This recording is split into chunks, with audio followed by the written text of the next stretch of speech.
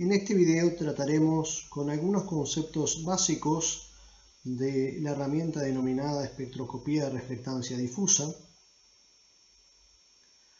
A modo introductorio trataremos con los temas de reflexión, reflectancia y al final hablaremos en líneas generales de la teoría de Kugelka-Munk. La reflexión se define como el cambio de dirección que sufre un haz de fotones cuando incide sobre una superficie opaca. En este sentido, podremos distinguir dos tipos: reflexión especular y reflexión difusa. Por reflexión especular entenderemos una en el que el ángulo de incidencia del haz de luz es igual al ángulo de la luz reflejada, como quiere indicar el esquema debajo de la diapositiva que estamos viendo. En este caso, la reflexión se produce en una sola dirección, gracias a lo cual es posible formar imágenes nítidas.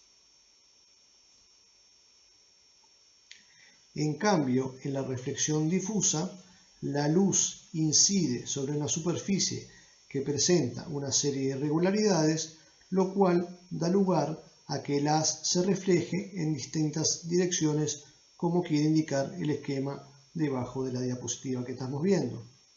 Gracias a este tipo de reflexión es posible que nos percatemos de la existencia de luz en algún lugar.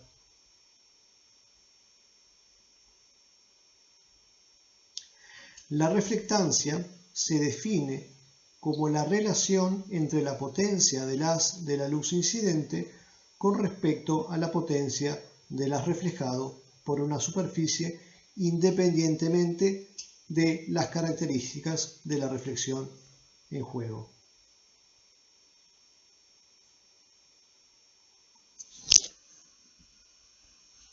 Antes de entrar a mencionar o a tratar con algunos conceptos generales de la teoría de Kugelka-Munk, diremos que la intensidad de la radiación reflejada resulta más o menos independiente del ángulo de análisis.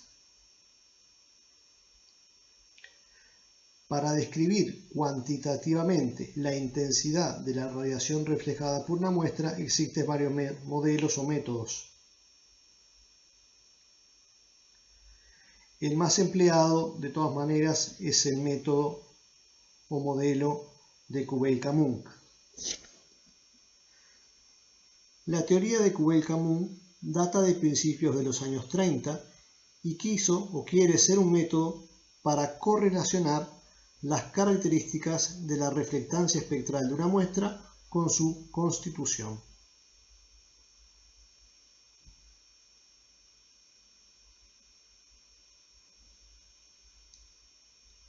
Se ha demostrado que la intensidad de la reflectancia difusa resulta ser una función que depende de la relación entre la intensidad de la radiación reflejada y la intensidad de un patrón no absorbente, lo cual viene dado por R sub infinito.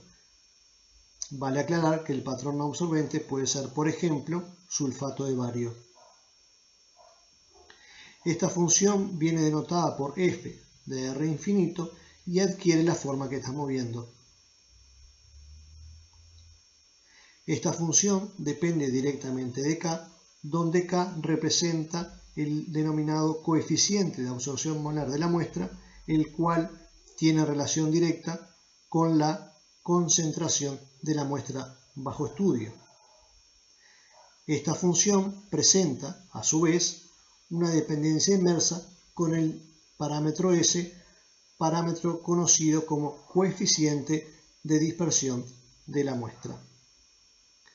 A la función f de R infinito se le llama función de remisión o función de Kugelka-Munk. Se debe notar que la reflectancia a cualquier longitud de onda depende de la relación K sobre S más que de los valores individuales tanto de K como de S. De todas maneras, usualmente las medidas de reflectancia difusa se realizan eligiendo condiciones tales que permiten que S sea independiente de la longitud de onda.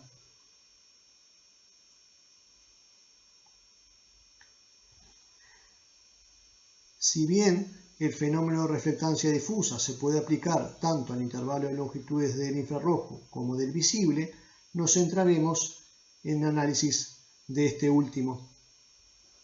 Diremos que la espectroscopía de reflectancia está muy relacionada con la espectroscopía UV visible tradicional. Ambas técnicas utilizan radiación visible, luz visible, para excitar los electrones de valencia a los orbitales vacíos, hablando en líneas generales, mientras que en la espectroscopía UV visible tradicional se mide el cambio relativo de transmitancia de la luz cuando pasa a través de una solución en función de lambda.